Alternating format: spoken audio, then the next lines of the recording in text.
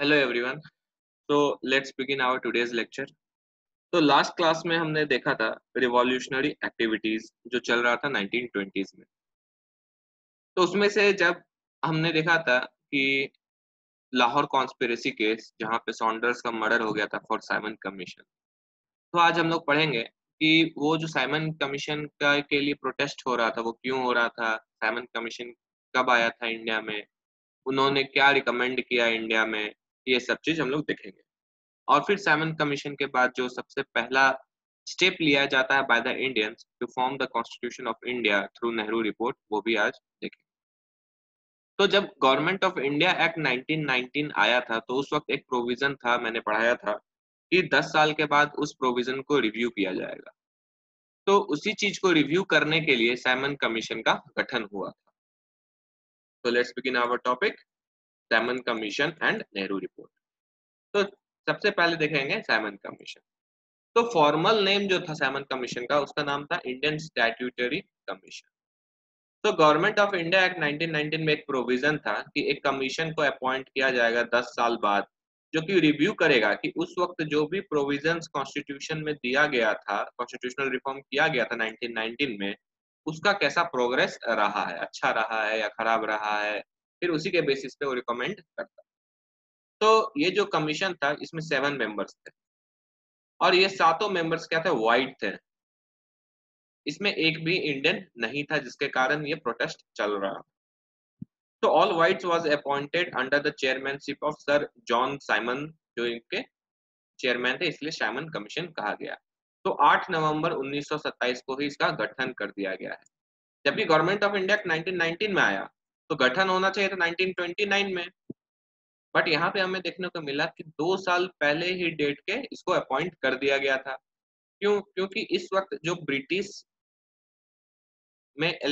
में जो इलेक्शन होने वाला था, तो ब्रिटेन में अभी जो सरकार में थी ब्रिटिश गवर्नमेंट, वो थी कंजर्वेटिव गवर्नमेंट। तो इन कंजर्वेटिव गवर्नमेंट जो ब्रिटेन में थी, इनको डर था कि कहीं वो इलेक्शन हार ना जाए, और वो नहीं चाहती थी कि इसके आने वाला जो सरकार था कंजर्वेटिव गवर्नमेंट के बाद, उसका नाम था labour party.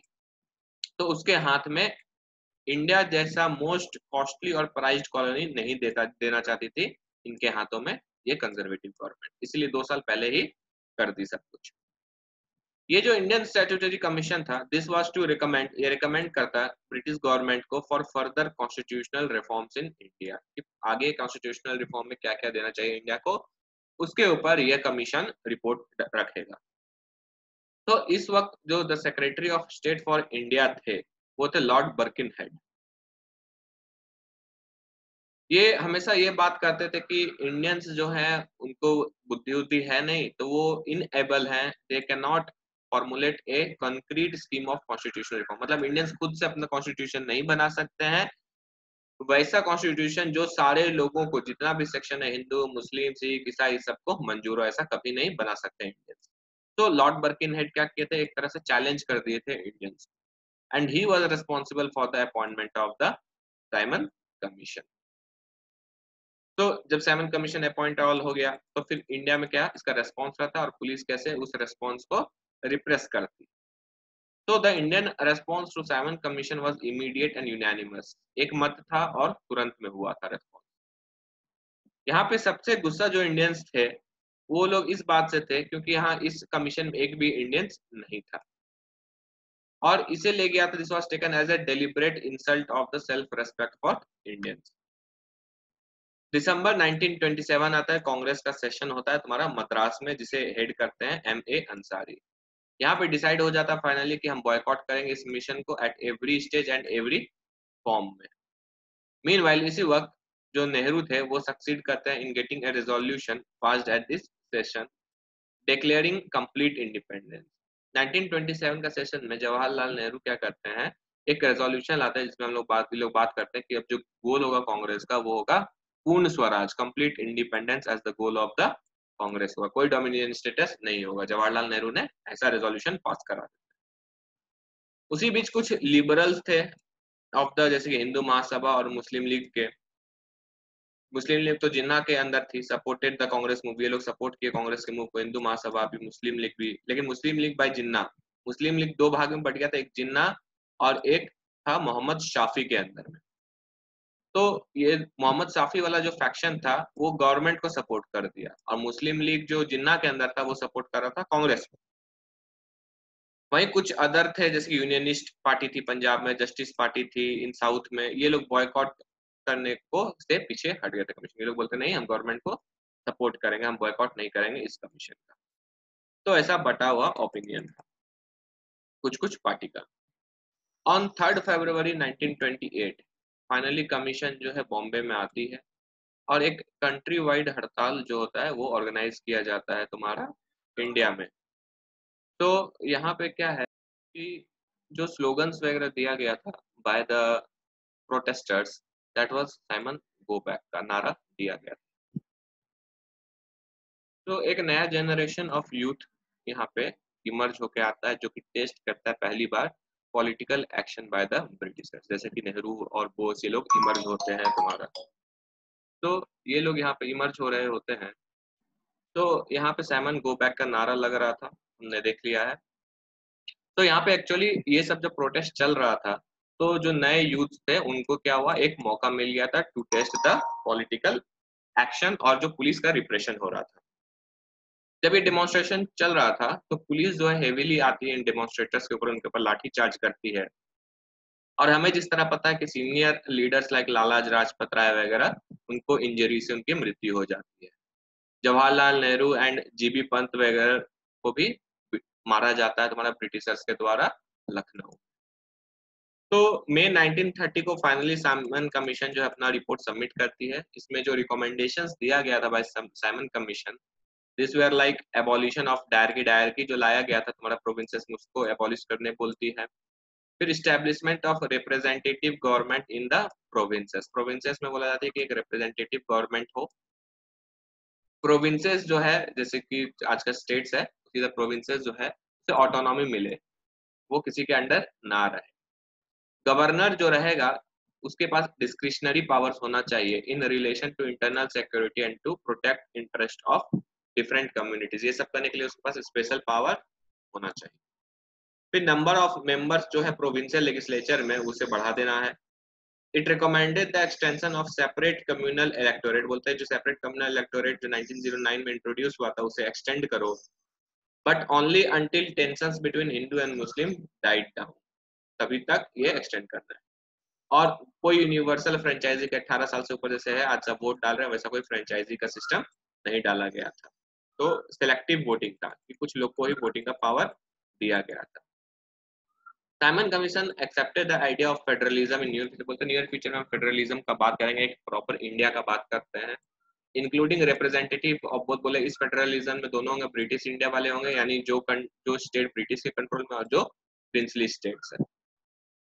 North west frontier province और बलूचिस्तान, उन लोग को एक लोकल लेजिस्लेचर मिलना चाहिए, लेकिन उनका रिप्रेजेंटेशन सेंटर में भी होना चाहिए। सिंध को सेपरेट करना होगा तुम्हारा बॉम्बे से, पहले बॉम्बे प्रोविंस बहुत बड़ा था, जैसे आज महाराष्ट्र है, महाराष्ट्र गुजरात और पाकिस्तान का जो तुम्हारा समुद्र वाला इलाका है वो सब मिला के बॉम्बे प्रोविंस था। तो उसे बोलता है सेपरेट करना होगा सिंध वाला इलाका जो पाकिस्तान वाला इलाका है उससे। और बर्मा जिसे एनेक्स कर लिया गया था ब्रिटिश और इंडिया में मिला गया था, उसे भी बोला जाता है इंडिया से सेपरेट कर दो, because it's not a natural part of Indian subcontinent. It also suggested that Indian army should be Indianised, उस इंडियन आर्मी का जो फॉर्म है उसको इंडियन कर देना है, लेकिन ब्रिटिश फोर्सेस को रिटेन कर लेना है, ऐसा नहीं कि उन्हें ब्रिटिश को निकाल देना है। अब ये जो साइमन कमीशन का रिपोर्ट था, जो डिमांड लोग कर रहे थे कि पार्लियामेंट्री रेस्पॉन्सिबिलिटी होनी चाहिए सेंटर पे, सेंटर में जैसे आज एक पार्लियामेंट है वहां पे लोग आंसर करते हैं, क्वेश्चन करते हैं, वैसा रेस्पॉन्सिबिलिटी होना चाहिए। तो इस प्लान को रिजेक्ट कर देती है साइमन कमीशन। और गवर्नर जनरल के पास क्या होता है, एक कंप्लीट पावर रहता है to appoint the members of the cabinet, and government of India should have complete control over the high court, बोलती है कि गवर्नर जनरल जो है उनके पास पावर होगा कि वो अपॉइंट करे किसी कैबिनेट को, और government of India should have complete control over high court, even high court के ऊपर गवर्नमेंट का कंट्रोल हो, तो फिर काहे का जस्टिस मिलेगा। However, by the time the report came out, जब तक ये रिपोर्ट बाहर आता और पब्लिश होता, ये सब जो इश्यूज था that was no longer relevant, क्योंकि बीच में बहुत सारे इवेंट ऐसे हो गए जिसके कारण ये सब का इंपॉर्टेंस और रिकमेंडेशन जो है वो खत्म हो जाता है। तो इसका फाइनल इम्पैक्ट क्या होता है साइमन कमीशन का अपॉइंटमेंट का। तो कांग्रेस को एक इशू मिल गया था यहाँ पे। एक्चुअली उनके पास कोई प्रोग्राम नहीं था गांधी जी के जेल जाने के बाद और बीच में क्या करना है नहीं करना है, तो उनको एक इशू मिल गया और उसी इशू को लेके ये लोग क्या किए, फोर्स मास एक्शन स्टार्ट कर दिया। It gave stimulus to radical forces to demand not just complete independence, केवल कंप्लीट इंडिपेंडेंस के लिए ही नहीं बल्कि major socio economic reforms on socialistic ideas के लिए भी एक बढ़ावा मिल जाता है। फिर जो चैलेंज किए थे लॉर्ड बर्किनहट इंडियन पॉलिटिशियंस को कि एक एग्रीड कॉन्स्टिट्यूशन लाओ जो कि एक्सेप्टेड होगा सारे पॉलिटिकल सेक्शंस के द्वारा। इसके कारण क्या हो गया, एक प्रोस्पेक्ट बन जाता है कि अब इंडियंस जो है वो यूनाइट होंगे और एक कॉन्स्टिट्यूशन को फ्रेम करेंगे भारत के लिए और दिखा देंगे बर्किनहेड को कि देखो हम लोग भी कॉन्स्टिट्यूशन बना सकते हैं जो पे सभी लोग एग्री करें। फाइनली सैमन कमीशन के बाद आता है हम लोग नेहरू रिपोर्ट पे। तो अब लॉर्ड बर्किनहेड ने चैलेंज किया हुआ था भारत को और इंडियन पॉलिटिशियंस को कि आप लोग करके दिखाओ। तो एक ऑल पार्टी कॉन्फ्रेंस बुलाया जाता है जिसमें सारे पार्टी लोग आएंगे, मुस्लिम लीग, हमारा हिंदू महासभा, कांग्रेस, ये लोग आएगी, ये लोग सब मिलती है फरवरी 1928। और एक कमेटी का गठन होता है जिसके चेयरमैन होते हैं मोतीलाल नेहरू। ये अपॉइंट किया जाता है टू ड्राफ्ट ए कॉन्स्टिट्यूशन। तो ये पहला अटेम्प्ट होता है by the Indians to draft constitutional framework of the country. तो ये कमेटी में कौन कौन थे, तेज बहादुर सप्रू, सुभाष चंद्र बोस, MSNA, मंगल सिंह, अली इमाम, सुहब कुरैशी, GR प्रधान और मोतीलाल नेहरू तो जो चेयरमैन थे। रिपोर्ट फाइनली फाइनलाइज हो जाता है अगस्त 1928। तो देखते हैं नेहरू रिपोर्ट क्या क्या रिकमेंड करती है। नेहरू रिपोर्ट रिकमेंड करती है कि इंडिया को ग्रांट किया जाना चाहिए dominion status on lines of self governance in the form of government desired by Indians, ऐसा गवर्नमेंट जैसा इंडियंस चाहते हो। फिर ये लोग बोलते हैं कि एक जॉइंट इलेक्टोरेट होना चाहिए, रिजर्वेशन ऑफ सीट होना चाहिए मुस्लिम के लिए एट सेंटर और प्रोविंस में उस जगह पे जहाँ पे उस स्टेट से जहाँ पे मुस्लिम माइनॉरिटी में है। फिर लिंग्विस्टिक यानी लैंग्वेज के बेसिस पे स्टेट्स को डिवाइड किया जाना चाहिए। 19 फंडामेंटल राइट्स का बात किया गया था जैसे कि equal rights for womens, right to form unions and universal adult suffrage, ये सब का डिमांड किया गया था। फिर रेस्पॉन्सिबल गवर्नमेंट बोला जाता है बनाया जाएगा सेंटर पे और प्रोविंस पे, और बाई कैमरल लेजिस्लेचर होगा सेंटर पे। रेस्पॉन्सिबल गवर्नमेंट मतलब government is answerable to the people through the parliament और विधानसभा। बाई कैमरल लेजिस्लेचर मतलब एक लोकसभा होगा और एक राज्यसभा होगा, इस तरह का सेंटर पे बनाया जाएगा। फिर नेक्स्ट रिकमेंड करती है कि सेंट्रल गवर्नमेंट जो है उसे हेड कौन करेंगे, गवर्नर जनरल हेड करेंगे, जो अपॉइंट करेंगे appointed by the British government, से ब्रिटिश गवर्नमेंट अपॉइंट करेगी। लेकिन ये जो है ये एक्ट कैसे करेंगे, on the advice of central executive council, मतलब जो मिनिस्टर्स है उनके एडवाइस पे ही ये काम कर सकते हैं। और ये जो एग्जीक्यूटिव काउंसिल होगा ये रेस्पॉन्सिबल कौन होगा, पार्लियामेंट को होगा, पार्लियामेंट में वो आंसरेबल होगा। और इनका जो सैलरी वगैरह दिया जाएगा वो इंडियन रेवेन्यू से दिया जाएगा ना कि ब्रिटिशर्स। प्रोविंशियल काउंसिल्स को क्या मिलेगा, 5 साल का टेन्योर रहेगा स्टेट का, सरकार का, राज्य सरकार का 5 साल का रहेगा कार्यकाल, और जिसे एक गवर्नर हेड करेगा जैसे कि आज द्रौपदी मुर्मू झारखंड की है। Acting on the advice of provincial executive council, और वो भी कैसे एक्ट करेंगे, प्रोविंशियल एग्जीक्यूटिव काउंसिल के एडवाइस पे। फुल प्रोटेक्शन दिया जाएगा to the cultural and religious interest of Muslims, और इंडिया एक सेक्युलर स्टेट बनाना होगा और स्टेट और रिलीजन दोनों कंप्लीट डिसएसोसिएशन एसोसिएशन में रहेगा, मतलब स्टेट रिलीजन में दखल अंदाजी नहीं करेगा और रिलीजन स्टेट में दखल अंदाजी नहीं। लेकिन नेहरू रिपोर्ट फाइनलाइज होने से पहले बहुत सारा डिस्प्यूट्स राइज होता है और प्रपोजल्स आते हैं मुस्लिम लीग के द्वारा और कांग्रेस लोग के बीच में। देखते हैं क्या famous is Delhi proposal. Nehru Report finalise होने से पहले इन दिसंबर 1927 मुस्लिम लीग का सेशन होता है दिल्ली में और ये लोग पुट फॉरवर्ड करते हैं 4 प्रपोजल, बोलते हैं कि आप लो और इसे नेहरू रिपोर्ट में इंक्लूड करो ड्राफ्ट कॉन्स्टिट्यूशन, इसे दिल्ली प्रपोजल कहा। तो ये 4 डिमांड क्या था कि जॉइंट इलेक्टोरेट देना चाहिए for the reserve seats for Muslims, 1/3 representation होना चाहिए मुस्लिम का सेंट्रल लेजिस्लेटिव असेंबली में, फिर रिप्रेजेंटेशन होना चाहिए मुस्लिम्स का पंजाब और बंगाल से in proportion to their population, और 3 नया मुस्लिम मेजोरिटी स्टेट बनना चाहिए, सिंध, बलूचिस्तान और नॉर्थ वेस्ट फ्रंटियर प्रोविंस। लेकिन क्या होता है दिसंबर 1927 में मद्रास सेशन होता है तुम्हारा कांग्रेस का, M अंसारी के अंदर, हमें पता ही था। तो जो प्रपोजल्स मुस्लिम लोग दिए थे that was accepted by Congress, Congress accept कर लेती है, ठीक है हम रेडी। लेकिन हिंदू महासभा इस चीज को अपोज कर देती, बोलते कि नहीं ये प्रपोजल्स मंजूर नहीं है और ये क्या है बांट दो, ये स्टेट में ये स्टेट में कुछ अलग, ऐसा नहीं होना चाहिए, एक यूनिटरी पॉलिटी होना चाहिए, सेम पॉलिटी होना चाहिए पूरा कॉन्स्टिट्यूशन। ये जो एटीट्यूड था हिंदू महासभा का, ये दोनों स्टबन हो जाता है। वो भी बोलते हैं हम भी पीछे नहीं हटेंगे, मुस्लिम लीग वाले, हिंदू महासभा बोलते हैं हम भी पीछे नहीं हटेंगे, जिसके कारण सिचुएशन कॉम्प्लिकेटेड हो जाता है और मोतीलाल नेहरू और बाकी लीडर जो ड्राफ्ट कर रहे थे इस रिपोर्ट को वो डायलेमा में चले जाते हैं। फाइनली एक एग्रीमेंट पे पहुंचता है नेहरू रिपोर्ट पे, और नेहरू रिपोर्ट इंक्लूड क्या करती है, बोलती है ठीक है हम जॉइंट इलेक्टोरेट प्रपोज करते हैं एवरीवेयर, बट रिजर्वेशन जो मिलेगा मुस्लिम्स को सिर्फ और सिर्फ उसी स्टेट में मिलेगा जहां पे वो माइनॉरिटी में है। सिंध को डिटैच कर दिया जाएगा बॉम्बे से only after dominion status grant है, जब ब्रिटिश ग्रांट कर देगी हमें डोमिनियन स्टेटस उस वक्त हम बॉम्बे को सिंध से अलग कर देंगे। Political structure would be unitary, ठीक है, जैसे हिंदू महासभा ने वाला यूनिटरी हम रखेंगे, लेकिन जो रेसिडुअल पावर्स है, जो बचा कुचा पावर जो ना ही स्टेट जो ना ही सेंटर को मिला है, वैसा पावर जो है रेस्ट विद द सेंटर, वो सेंटर के पास रहेगा। तो ये सब तुम्हारा नेहरू रिपोर्ट में इंक्लूड कर लेता है फाइनली। यहाँ पे एक्चुअली फिर क्या होता है, जब नेहरू रिपोर्ट पूरा एक ड्राफ्ट तैयार हो जाता है और सारे पार्टी को बुलाया जाता है, फिर से दिसंबर 1928 में ऑल पार्टीज कॉन्फ्रेंस कलकत्ता में बुलाया जाता है, तो जिन्ना साहब फिर से यहाँ मुस्लिम लीग के बिहाफ पे खड़े होते हैं और फिर प्रपोज करते हैं कि नहीं हमें मंजूर नहीं है और 3 अमेंडमेंट और करो इस नेहरू रिपोर्ट। बोलते हैं कि 1/3 रिप्रेजेंटेशन ऑफ मुस्लिम्स को तो सेंट्रल लेजिस्लेटिव असेंबली में का इतना प्रेजेंस होना चाहिए। फिर बोलते हैं रिजर्वेशन दो बंगाल और पंजाब में, और रेसिडुअल पावर सेंटर को मत दो, प्रोविंसेस को दो, स्टेट्स को दो बचा हुआ पावर।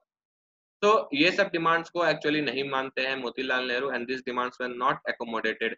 जिन्ना गुस्सा हो जाते हैं और फिर जिन्ना चले जाते हैं वापस साफी फैक्शन में। याद करो साफी फैक्शन वो मुस्लिम लीग का फैक्शन था जो कि गवर्नमेंट के सपोर्ट में था, not in the support of Congress, in March 1929। और वहां जाके जिन्ना साहब अपना 14 पॉइंट्स देते हैं, एक तो नेहरू रिपोर्ट के ऑपोजिशन में अपना एक रिपोर्ट तैयार करते हैं, उसमें 14 पॉइंट्स देते हैं।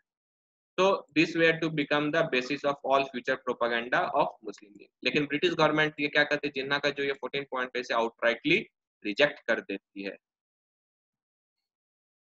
तो यहाँ तो जिन्ना का 14 पॉइंट्स रिजेक्ट कर दिया ब्रिटिश, लेकिन जो इंडिया का नेहरू रिपोर्ट था उसे भी अनसेटिस्फैक्टरी फाउंड आउट किया जाता है by the Britishers and by the other political sections of India. जैसे ये सिर्फ मुस्लिम लीग ही नहीं, लेकिन हिंदू महासभा और सिख कम्युनिस्ट भी क्या हो जाते हैं, खुश नहीं थे इस नेहरू रिपोर्ट से। क्यों? क्योंकि जो यंगस्टर्स थे तुम्हारा, जो यंगर सेक्शन था जैसे जवाहरलाल नेहरू, सुभाष चंद्र बोस कांग्रेस में, तो ये लोग यूथ लोग भी काफी गुस्सा थे। क्यों गुस्सा हो गए? क्योंकि देखो ये लोग कांग्रेस का जो गोल था, जो 1927 का रेजोल्यूशन था बाय जवाहरलाल नेहरू, वो था कंप्लीट इंडिपेंडेंस का। नेहरू रिपोर्ट में उसके फादर जो मोतीलाल नेहरू क्या इंक्लूड कर दिया, वो बोल रहे हैं कि हमें डोमिनियन स्टेटस दे दो बस। तो यहाँ पे क्या होता है, मतभेद खड़ा हो जाता है। एक बोल रहा है, एक सेक्शन यूथ लोग बोल रहे नहीं हमें पूरा स्वराज फुल इंडिपेंडेंस का डिमांड करना चाहिए, और ये लोग रिपोर्ट में डोमिनियन स्टेटस मांग रहे हैं। डोमिनियन स्टेटस तो कब का लोग मांगते थे पहले, इंस्टेड ऑफ कंप्लीट इंडिपेंडेंस। इसलिए नेहरू एंड सुभाष बोस रिजेक्ट कर देते हैं कांग्रेस को, और क्योंकि कांग्रेस को क्या किया, अपने गोल को मॉडिफाई कर दी थी और ज्वाइंटली एक सेटअप करते हैं, इंडिपेंडेंस फॉर इंडिया लीग का गठन करते हैं तुम्हारा नेहरू और Bose with in. So this was all about Nehru report and Simon Commission. So कोई doubt हो तो you can ask me in the comment section. Otherwise, thank you for watching my lecture.